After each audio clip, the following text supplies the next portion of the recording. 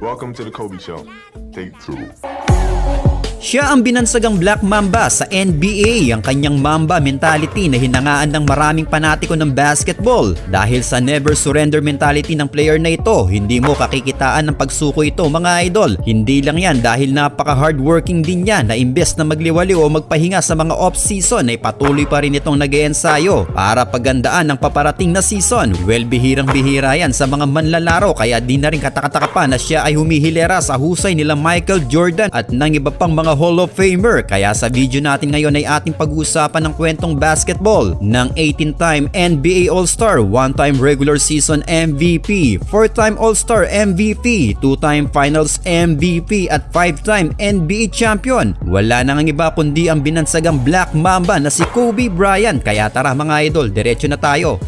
Sa edad na 3 taong gulang na magsimula maglaro ng basketball itong si Kobe Bryant. Ito'y dahil isa ding NBA player ang kanyang tatay na si Joe Bryant na binansagan nilang Jelly Bean. Pinanganak si Kobe sa Philadelphia, ngunit sa edad niyang 6 na taon na magretiro sa NBA ang kanyang tatay at nagdesisyon naman na maglaro sa Europe basketball. Ito ay sa Italy at France kaya walang nagawa si Kobe dahil binitbit sila ng kanyang tatay at nanirahan nga sila sa Italia. Kaya ganun na lang mga idol na fluent magsalita ng Spanish at Italian language itong si Kobe. Sí, un poquito, sí. Sí, sí. Puedo jugar el campeonato con mucho más divertimento en mi corazón. Pero ritornerò sicuramente in Italia per aiutare professionale ancora.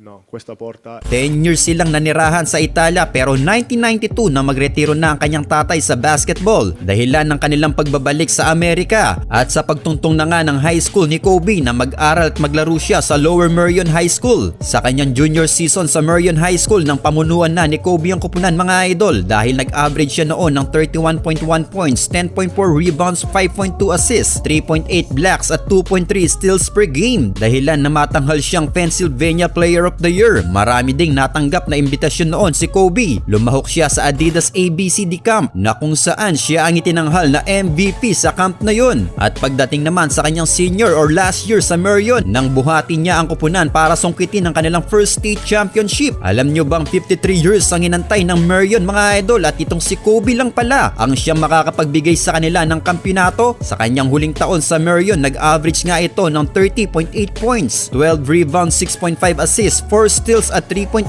blocks per game. Kaya naman sa kanyang performance niyang ito ay maraming college recruiters ang nagka-interest sa kanya. Hindi lang sa college mga idol dahil marami ding nagudyok sa kanya noon na dumiretso na sa NBA. Well, hindi na ito pinatagal pa ni Kobe dahil sa edad niyang 18 years old, 72 days noon ay nakasama nga siya sa 1996 NBA draft.